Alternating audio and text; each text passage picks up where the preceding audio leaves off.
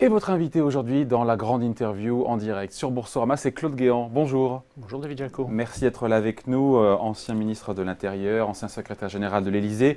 Alors vous publiez Quelques vérités à vous dire, c'est aux éditions L'Archipel, donc en cette rentrée. Le titre est prometteur, hein. Ils ont le sens du marketing. L'ancien ministre de l'Intérieur ouvre ses placards. Ils ont le sens du marketing. Mais ça, c'est la responsabilité de l'éditeur. Pour ma part, bon, je suis responsable du titre. Je sais. Vous aviez ou pas des comptes à régler? Parce qu'on sait qu'on a vu à droite Patrick Buisson sortir un bouquin en 2016. On l'avait à l'époque reçu, La cause du peuple, sur ce plateau. Il y avait des comptes à régler? Non, je n'ai pas de compte à régler du tout. Simplement, j'égrène quelques souvenirs d'histoires qui remontent à quelques années déjà, d'histoires plus récentes. Mais tout ce que je dis est l'absolue vérité. Et certains m'ont dit, mais il n'y a pas d'autre vérité que vous auriez pu dire. Bah, oui, je n'ai pas on attendait des révélations fracassantes, des scoops. Il y a plein de détails croustillants, intéressants, mais il n'y a pas eu de... Mais je sais bien que les journalistes, et peut-être même un peu mon éditeur, auraient préféré des choses qui vous en avez gardé un vendeuses. Peu pour le tome 2, non, pour ma part, je suis quelqu'un qui dit les choses telles qu'elles sont, telles que je les vois, avec un naturel qui est plutôt bienveillant en général. Bon, sur les coulisses du pouvoir, vous revenez évidemment sur cette guerre intestine à droite qu'on peut se livrer trois hommes. Ça nous fait revenir en arrière, mais c'est intéressant parce que vous avez vécu la guerre Chirac-Sarkozy-Villepin de l'intérieur. Et là, vous dites qu'avec Villepin, en gros, ça se passait relativement bien, ça travaillait en bonne intelligence avec Nicolas Sarkozy. Vous parlez même d'une certaine estime, c'est vrai que c'est possible, mais l'affaire Clearstream là-dedans, quand même, là, le croc-de-boucher et tout. Oui, bon, c'est vrai qu'il y avait plusieurs niveaux d'analyse. Il y a toujours, rétrospectivement, plusieurs niveaux d'analyse. C'est vrai que les deux hommes étaient d'une certaine façon concurrents, encore que Dominique Villepin n'ait jamais affirmé d'intention d'aller à l'élection présidentielle. Il y a eu l'affaire Clearstream. Et puis, la réalité des relations quotidiennes était beaucoup plus apaisée, beaucoup plus confiante, beaucoup plus constructive. Je raconte dans mon livre que régulièrement, c'était tous les mois à peu près, nous avions un rendez-vous entre Dominique Villepin, Nicolas Sarkozy, Bruno Le Maire, qui était le directeur des cabinets du Premier ministre, et moi-même, et les conversations étaient extrêmement confiantes, parfois confinées même au suave. Ouais. Ce qui n'empêche pas derrière d'avoir des stratégies, des ambitions. Non, ben bien sûr, bien sûr. Bon, cela étant, quand Nicolas Sarkozy était candidat à la présidentielle, Dominique Villepin l'a soutenu. Et les relations qui ont suivi pendant que Nicolas Sarkozy était président de la République étaient excellentes. Dominique Villepin, chacun le sait, a une extraordinaire expertise en matière de politique internationale et il a porté sa contribution de façon très régulière à la réflexion du président. On comprend en vous lisant que Nicolas Sarkozy était blessé, peut-être amer, parce qu'il aurait voulu être reconnu par Jacques Chirac comme un fils, comme Juppé, d'être mis au même niveau que Juppé, c'était pas le cas. Oui, ça c'est vrai, enfin je ne suis pas le seul à le dire, mais Nicolas Sarkozy, je l'ai vu souffrir effectivement de cette relation avec Jacques Chirac. Je peux dire qu'il avait, et il a toujours d'ailleurs, une extrême considération pour Jacques Chirac, et il souffrait de ne pas être reconnu à sa juste valeur. Il aurait voulu être aimé aussi. Il y a quelque chose de très affectif chez Nicolas Sarkozy, dans son comportement, dans sa façon d'être, et de sa façon de nouer des relations avec les autres. Il savait que Juppé était aimé et que lui ne l'était pas. Bon, vous racontez aussi ce séjour à Marrakech, invité par Nicolas Sarkozy dans sa résidence où il est en vacances. Il vous annonce bien que vous allez devenir son directeur de campagne. Il vous offre un stylo, on est en 2006. Oui. Un stylo, c'est sympa ça? Pourquoi ce stylo? Oui, c'est sympa. Vous l'avez gardé ce stylo? Oui, je l'ai gardé, bien sûr. C'était peut-être pour sceller cette relation nouvelle qui était mise sur les rails à cette occasion. Mais donc c'est le début de l'aventure présidentielle. Il m'a invité dans une résidence qui n'était pas la sienne, une résidence qu'il avait louée. Il n'a pas de résidence au Maroc. Il était en vacances. Voilà. Donc à l'époque, vous étiez un homme de l'ombre. Vous devenez, voilà, pour le coup, un homme politique sur le devant de la scène. Est-ce qu'à ce moment-là, vous mesurez vraiment la charge, le poids de la responsabilité? Qu'est-ce que vous ressentez à ce moment-là? À ce moment-là, je sens que je vais devoir faire une activité qui ne correspond donc pas au métier qui était le mien. Hein. J'ai été fonctionnaire pendant des années et des années. J'étais préfet, j'étais directeur de cabinet de Nicolas Sarkozy à ce moment-là. Et j'entrais véritablement en politique politicienne. De ma vie, jamais je n'avais fait une campagne électorale. Alors je savais que j'avais un certain nombre d'atouts. D'abord la confiance du candidat, ensuite la connaissance de sa pensée, une connaissance très intime de ce qu'il voulait faire pour la France. En revanche, organiser des meetings, des déplacements électoraux, je ne l'avais jamais fait. C'est bien pour cela d'ailleurs que lorsque la campagne a démarré, je me suis reposé sur ceux qui savaient faire. Je n'allais pas faire à leur place ce qu'eux savaient très bien faire. Rétrospectivement, si tout ça était à refaire, qu'est-ce que vous changez? Dans la campagne? Oui, non, dans toutes les années, dans toutes aux côtés de années. Nicolas Sarkozy. Mais écoutez, pour ce qui est de la présidence de Nicolas Sarkozy, je dirais qu'il a eu un souci constant qui était de tenir ses promesses de campagne. Il avait toujours une préoccupation lancinante qui était le fossé qui se créait entre les Français et puis les responsables politiques, dans la mesure où les Français ont souvent l'impression que les responsables politiques promettent et une fois élus ne tiennent pas ces promesses. Mais il y a eu la Donc crise, il a tenu ses promesses. Et c'est jusqu'à... précisément ça le problème. Rétrospectivement, je pense que la crise de 2008-2009 aurait justifié que nous remettions sur le métier un certain nombre de promesses pour adapter le programme à la crise. C'est ce que nous avons fait, par exemple, en ce qui concerne les retraites. La réforme des retraites n'était pas prévue par le programme du candidat à la présidentielle qui était Nicolas Sarkozy. Et puis, l'augmentation du chômage, la baisse des cotisations a fait qu'il a fallu que nous saisissions du sujet plus tôt qu'il n'était prévu. Mais il y a d'autres domaines dans lesquels nous aurions dû sans doute revoir les choses avant. Il est timoré, pardon, par d'Emmanuel Macron, sur les retraites, parce qu'on parle des retraites. Oui. Vous avez vu, il n'y a rien dans son programme. Il veut tout remettre à zéro, avec un système de cotisation par points, mais il n'y a pas l'ambition derrière d'allonger le départ en retraite, ou alors c'est la pension qui s'adapte au moment où vous partez, ce qui vaut à peu près la même chose. Oui, enfin, il y a plusieurs façons, il y a plusieurs paramètres qui permettent de gérer l'équilibre du régime des retraites. Cette idée de cotisation par points était une idée que sur la suggestion de la CFDT, d'ailleurs, nous avions retenu en 2010 pour faire l'objet d'études plus approfondies. Nous n'avions pas le temps d'étudier ça à fond. Mais c'est une idée qui est intéressante. Et je dois dire que nous ne pourrons apprécier le dispositif suggéré par le président de la République actuel que lorsque nous aurons l'ensemble des éléments. On revient sur votre descente aux enfers, c'est comme ça que vous l'avez qualifié, vous en parlez, encore une fois ancien ministre de l'Intérieur, secrétaire général de l'Élysée, vous avez été au cœur des secrets de la République, vous avez côtoyé pendant 40 ans les ministres, les patrons, les chefs d'État. Vous avez fait partie de ce qu'on appelle le cercle des puissants. Vous parlez d'une vie de travail, de dévouement, et puis c'est la chute. Vous passez de ministre exemplaire de Nicolas Sarkozy à celui de potentiel repris de justice. Et vous dites carrément, vous l'écrivez, vivre un vrai calvaire depuis des années. Et donc vous employez ce terme de descente aux enfers. Certains vous diront qu'il n'y a pas de fumée sans feu. Oui, c'est vrai que c'est extrêmement douloureux. C'est la raison pour laquelle j'ai utilisé cette expression. Et c'est d'autant plus douloureux que, pour ma part, je considère que je suis absolument innocent de tout ce dont on m'accuse. Il n'est pas anormal que la justice fasse son travail. Je ne suis pas au-dessus des lois. Et si la justice estime qu'elle doit enquêter, elle enquête, c'est normal. En revanche, ce qui est tout à fait anormal, c'est la manipulation qui est faite de l'action judiciaire. Et là-dessus, je dis très clairement qu'il y a eu une implication du pouvoir, sans de que je désigne Premier tel ministre ou tel. Manuel Valls. Je dis que lorsque Manuel Valls, je ne mets pas en cause personnellement, mais lorsqu'il était au ministère de l'Intérieur, il y avait une équipe qui s'occupait de mon cas. Ça, c'est sûr. J'ai un élément extrêmement précis. D'abord, vous savez, j'ai été longtemps au ministère de l'Intérieur, je n'y ai pas que des ennemis. Et il y a des gens outrés de constater ce qui se passait, qui m'ont rapporté précisément ce qui se passait. Et puis un jour, là c'est un élément tangible, je suis interrogé par la police judiciaire et quelqu'un du ministère de l'Intérieur appelle pour savoir ce que je suis en train de dire. Ce qui est quand même tout à fait extraordinaire. Vous assistez à cette scène-là? J'étais présent. Oui, j'étais présent. Alors, l'officier de police judiciaire était assez gêné, mais vous savez ce que je me dis après coup, c'est que quand même c'est assez curieux que quelqu'un appelant du ministère trouve le bon officier de police judiciaire dans le bon bureau au bon moment. Peut-être y avait-il des liens antérieurs. D'accord, je comprends. Autre chose, vous avez fait un peu le buzz, vous savez, quand vous êtes passé dans On n'est pas couché. Vous avez suivi, et aussi sur CNews, au micro d'El Kabash, en évoquant votre salaire. Par rapport à votre vie, vous avez beaucoup travaillé, 16 heures par jour, 27 € de l'heure, le prix de mon coiffeur. Mais vous savez, quand des gens regardaient ce que touchaient des coiffeurs, un coiffeur c'est 8 € net de l'heure hors pourboire. Il est très cher votre coiffeur. Vous devez en être satisfait. Je ne veux pas insister là-dessus. Mon coiffeur, qui n'est pas un coiffeur de luxe, me prend 27 € ou 28 € maintenant même pour une demi-heure de travail.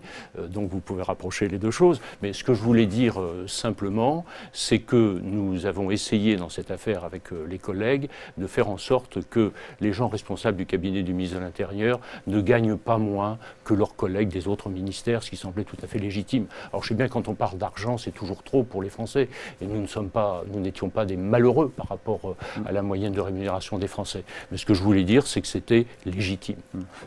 Pour clore le sujet, après on passe à autre chose, sur les affaires des primes en liquide, pour le coup, oui. Il y a une condamnation pour l'instant. Mais qui est en cassation. Qui est en cassation. Voilà, il y a eu 2 ans de prison, dont 1 ferme, et vous faites appel. Oui, mais il n'y a pas. Non, j'ai fait un pourvoi en cassation, ce qui fait que je ne suis pas condamné. C'est le droit français qui le dit. Et j'espère gagner en cassation parce qu'il n'y a pas d'infraction pénale dans cette affaire. Bon, votre regard sur la droite aujourd'hui, Claude Guéant, on l'a vu, Sarkozy, Fillon, Juppé ont été poussés vers la sortie. Quelque part, c'était une bonne chose. Il fallait dépoussiérer le renouveau, c'est bien. Voilà, vous ne me ferez pas dire que c'est une bonne chose que Nicolas Sarkozy ait été poussé vers la sortie, pour reprendre votre expression, parce que je pense qu'il avait encore les électeurs à donner beaucoup à son pays. Il a montré dans le passé, et je tente dans ce livre d'ailleurs, un bilan objectif de ce qu'a été le quinquennat de Nicolas Sarkozy, qui, lorsqu'on le compare à celui de François Hollande, a été un grand succès. Enfin, il y avait quand même une croissance 2 fois supérieure, malgré la crise. Il y avait des gains de pouvoir d'achat qui étaient de 6% sur la période. Il y avait une revalorisation des minima sociaux que sont l'allocation adulte handicapé, l'allocation minimale pour les personnes âgées. La baisse de charges qui ont pour les été entreprises, c'est sous François Hollande, la grosse baisse de charges, les 40 milliards d'euros de baisse de charges. Après l'augmentation. N'est-ce pas? Mais l'augmentation a commencé sous Nicolas Sarkozy en fin de mandat. C'est tout à fait exact. C'est tout à fait exact qu'en 2011, il y a eu une augmentation. Mais n'oublions pas les autres éléments positifs. Par exemple, le service minimum dans les transports, dans l'éducation. Par exemple, la rupture par accord amiable du contrat de travail. Par exemple, la séparation du patrimoine personnel et du patrimoine professionnel pour les artisans, ce qui est extrêmement important parce qu'aujourd'hui, grâce à cette mesure, les artisans ne risquent plus de perdre leur maison personnelle si d'aventure ils ont des difficultés dans leurs affaires. Tout ça, c'est à mettre à son crédit, évidemment. Et je pense qu'il a fait beaucoup et il aurait pu faire encore beaucoup. Bon, et la relève, c'est Laurent Wauquiez pour vous? C'est le favori aujourd'hui à droite moi, pour la présidence? Je ne rien vous cacher, j'ai apporté mon parrainage. Il a vos faveurs. Les adhérents du Parti des Républicains peuvent apporter leur parrainage. J'ai apporté mon parrainage à Laurent Wauquiez. Vous êtes en ligne avec sa ligne politique très droitière, dit-on? Non, mais très droitière, il faut s'entendre. Écoutez, Laurent Wauquiez veut traiter des problèmes qui sont au premier rang des préoccupations des Français, dont on a parlé du reste beaucoup pendant la primaire de la droite, dont on a parlé beaucoup moins et sans doute de façon insuffisante parce que ce sont des enjeux majeurs pendant l'élection présidentielle elle-même. C'est la sécurité, le terrorisme et également l'immigration et les communautarismes. Je lis les choses exprès parce qu'elles sont liées, ces 2 dernières choses. Bon, il en parle, il a raison, ça intéresse les Français. Alors ensuite, on lui fait un procès tout à fait scandaleux sur les intentions qu'il aurait de pactiser avec le Front National. Il a dit très clairement qu'il n'en avait aucune intention. On lui fait un procès qui est tout à fait anormal sur ses conceptions européennes. Bon, il a fait un livre sur l'Europe après qu'il ait été secrétaire d'État aux Affaires européennes. Ce livre, je l'ai lu. Il a un peu évolué sur l'Europe. Au départ, il était avec Jacques Barrot. Je pense que Jacques Barrot pourrait se retourner un peu dans sa tombe en voyant l'évolution de ses positions sur l'Europe, quand même. Il est très européen, mais il trouve qu'il y a des choses à revoir dans le fonctionnement de l'Europe. Mais qui ne serait pas d'accord avec lui? Est-ce que tout le monde considère que cette Europe technocratique, qui s'occupe de tout, correspond à nos espoirs? On a bien vu ce qui s'est passé au moment du Brexit au Royaume-Uni, qui était un vrai drame. Là où je veux en venir, c'est qu'il ne fait pas l'unanimité à droite. On voit bien que Valérie Pécresse, Xavier Bertrand, qui sont des poids lourds, des ténors de la droite, ne sont pas sur cette ligne et prennent leur distance. Oui, mais il faut aussi s'interroger sur les raisons pour lesquelles ils prennent leur distance. Chacun est en train de se constituer des petites chapelles, en évidemment pensant à l'avenir et pensant à son propre avenir. C'est-à-dire que chacun essaye de conserver une place qui est susceptible d'être marchandée à l'intérieur du jeu politique des Républicains et de la droite. Un petit mot, Nicolas Sarkozy. Quelles sont vos relations, juste après, vos relations aujourd'hui avec l'ancien chef de l'État? Écoutez, elles ont toujours été excellentes. Je le vois régulièrement. Je l'ai vu, on a déjeuné ensemble il y a 15 jours. Je le vois vendredi prochain.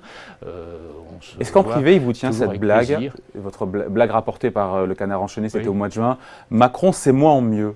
Est-ce qu'il vous l'a fait, cette blague en privé ou pas? Je n'ai jamais entendu dire cela. Non, c'est intéressant. Je paraît que c'est propos rapporté par le Canard enchaîné qui tiendrait en privé. Je n'ai jamais entendu employer ces mots-là, mais ce qu'il pense, ce qui est certain, c'est qu'il regarde avec intérêt le parcours d'Emmanuel Macron, qui, comme lui, est très présent et même plus présent encore que Nicolas Sarkozy dans tout ce qui est la décision politique.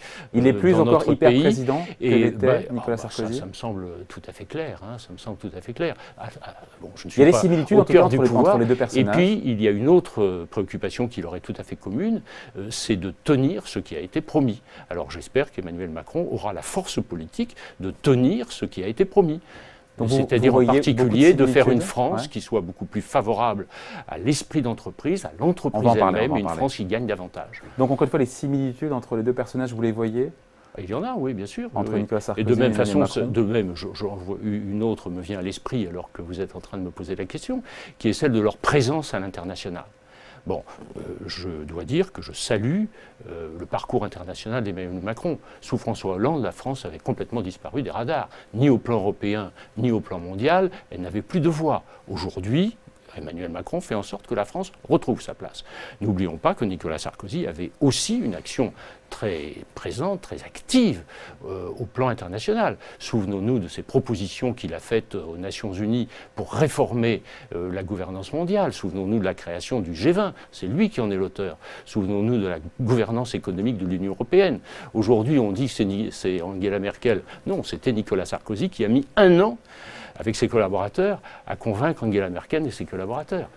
Quand vous voyez Emmanuel Macron mettre en œuvre ces mesures fiscales, dont la droite a rêvé sûrement, supprimer au 4/5e l'impôt sur la fortune, imposer la taxation donc, des revenus du capital à 30%, prélèvements sociaux inclus, vous en avez rêvé la droite, mais c'est Emmanuel Macron qui le fait. Mais ce sont des choses que nous saluons. C'est d'ailleurs un des problèmes de la droite aujourd'hui dans son positionnement. C'est-à-dire que la droite peut difficilement pourfendre les initiatives d'Emmanuel Macron. Elle est gênée aux entournures. Entreprend des choses qu'elle aurait pu faire ou qu'elle avait inclus dans son programme, dans ses programmes électoraux récents. Cela étant, pour répondre à votre question, je crois qu'il y a toujours un temps en politique pour faire les choses. Il y a des choses qui sont possibles à un certain moment et d'autres choses qui ne sont pas possibles. Aujourd'hui, c'était trop tôt à l'époque de supprimer l'ISF sous Nicolas Sarkozy, c'est ça? Je pense que ça a été difficile. L'opinion n'était pas mûre encore. En plus, ça n'était pas prévu. Mais souvenons-nous des débats terribles que nous avons eus sur le bouclier fiscal. Ouais. Le bouclier fiscal, c'était en 2007 une bonne idée. C'est transformé en boulet politique 3 ans après. Ne pas payer plus de 50% de ce qu'on gagne, c'est quand même assez raisonnable. Et aux finances publiques, ça coûtait, je crois de mémoire, 7 ou 800 millions d'euros par an, alors que là, on est sur 3,5 milliards. Oui. Alors cela étant, sur cette mesure ISF, la droite n'aurait pas fait la même chose. Je pense qu'elle aurait aussi annulé l'ISF pour sa patrimoine immobilier. C'est une erreur, ça, pour vous, de laisser l'immobilier dans l'assiette taxable de l'ISF? Parce que finalement, aujourd'hui, ce sont peut-être les petits ISF, celles et ceux qui n'ont pas des dizaines ou des millions d'euros dans leur patrimoine, mais qui ont peut-être une résidence principale, une petite résidence secondaire, et qui vont devoir payer l'ISF. Oui, mais même, écoutez, il me revient toujours, quand j'entends parler de ça, une anecdote, excusez-moi de répondre par une anecdote, c'est pas de la grande économie, d'un collègue préfet qui avait eu des responsabilités extrêmement importantes auprès de Jacques Chirac, et qui avait acheté un appartement à Paris, alors qu'il était fonctionnaire. Bon, il devient retraité, l'ISF lui tombe dessus, mais il ne peut plus joindre les deux bouts. C'est ça aussi la réalité. Donc il faut avoir ça à l'esprit. On ne gomme pas pour le coup. D'autant qu'il y a aussi derrière ça un problème de vision de la société française. Je ne peux pas m'empêcher que le maintien de l'ISF sur le patrimoine immobilier peut être rapproché d'autres dispositions qui sont prises, comme la suppression de l'APL accession. Donc il semble que ça correspond à une certaine pensée économique dans notre pays. L'équipe d'Emmanuel Macron privilégie la mobilité par rapport à la stabilité et même à la sécurité que procure la propriété immobilière. Qui n'est pas délocalisable. Ce sont des choix qui n'est pas délocalisable, bien sûr. Les actions, ça peut l'être. Donc c'est une erreur de laisser dans le patrimoine taxable à l'ISF, l'immobilier, pour vous, c'est une erreur? Moi, je trouve qu'il aurait fallu complètement supprimer cet impôt. Bon. Ces mesures fiscales, elles sont souvent décrites comme un cadeau aux riches. À cela, le gouvernement et son Premier ministre répond voilà, que ne veut plus que les plus riches quittent la France et voit dans ces mesures le moyen de financer l'innovation, le capital productif, les entreprises françaises. Vous y croyez, vous, à Sénat? C'est comme ça que ça devrait se passer? Le problème avec ce type d'affirmation, mais que je partage, je m'empresse de le dire, Bah oui. c'est qu'on n'en voit pas les effets mesurables de façon rapide. Cela étant, ce n'est pas la peine d'être un prix Nobel d'économie pour comprendre que pour que les entreprises fonctionnent, il faut des investisseurs. Et que pour les investisseurs investissent, il faut qu'ils aient intérêt à le faire et à ne pas investir ailleurs. Donc je pense que ça va dans le bon sens, très sincèrement. Donc voilà. Et pour vous, donc on finit là-dessus, le projet de budget n'est pas trop musclé sur sa jambe droite par rapport à sa jambe gauche? C'est le reproche qui est souvent fait, même que François Bayrou a pu faire, en trouvant qu'il n'était pas assez équilibré ce budget. Non, mais c'est un budget qui va dans le sens des intérêts de la France. J'y note simplement une petite faiblesse, c'est que la dimension économie est encore très modeste. Bon, peut-être que les grands chantiers qui sont engagés sur la formation, le budget de l'État, il n'y a pas beaucoup d'économies sur le budget de l'État. Ouais. Emmanuel Macron a affiché pendant sa campagne électorale 120 000 suppressions d'emplois, il y a 1400. Dont 70 000 sur la fonction publique d'État. Oui. Et là, on a 1600 sur 2018 suppressions de postes. C'est peu, on ne tiendra pas l'objectif si on fait ça. Et je pense qu'il faut faire preuve de davantage d'innovation, de davantage d'imagination. Les réponses à la qualité, au souhait de qualité de services publics ne sont pas toujours dans les effectifs. Je prends un exemple très précis en matière de sécurité. Quand on veut augmenter la sécurité, tous les responsables politiques disent augmentons les effectifs. Moi, je connais très bien le fonctionnement de la police et de la gendarmerie. Je sais qu'on peut augmenter l'efficacité sans forcément augmenter les effectifs. Quand j'étais ministre de l'Intérieur, j'ai par exemple décidé qu'il y aurait des heures supplémentaires payées dans la police et la gendarmerie. Les syndicats m'avaient dit on est d'accord, ceci dit, il n'y aura pas de candidat. Tout le monde était candidat. Tout le monde voulait faire quelque chose. Qu'est-ce que ça peut faire pour un fonctionnaire de police ou un gendarme de faire 2 heures de plus par semaine, par exemple? Mais ça fait un potentiel opérationnel qui est considérablement augmenté. C'est de la gestion. Les services publics, c'est aussi de la gestion. Pourquoi c'était supprimé ça alors? Je ne sais pas. Si c'est efficace. Il Il y a de l'idéologie derrière. Je pense que le gouvernement de M. Hollande a dû considérer que ce n'était pas convenable. Parce que l'idée ne venait pas de lui. J'étais que c'était pas. C'est vrai que le gouvernement de M. Hollande et M. Hollande lui-même ont eu souvent comme ligne directrice de faire le contraire de ce que Nicolas Sarkozy avait fait et par exemple d'annuler ce qu'il y avait. Ce n'était pas le cas dans tous les domaines, mais ça a été le cas dans beaucoup de domaines. Bon, voilà. En tout cas, je vous renvoie à ce livre. Quelques vérités à vous dire. L'ancien ministre de l'Intérieur ouvre ses placards et c'est aux éditions L'Archipel. Merci à vous, Claude Guéant, qui était donc l'invité aujourd'hui en direct. Merci, David. Sur Boursorama de la grande interview. Merci à vous. Merci.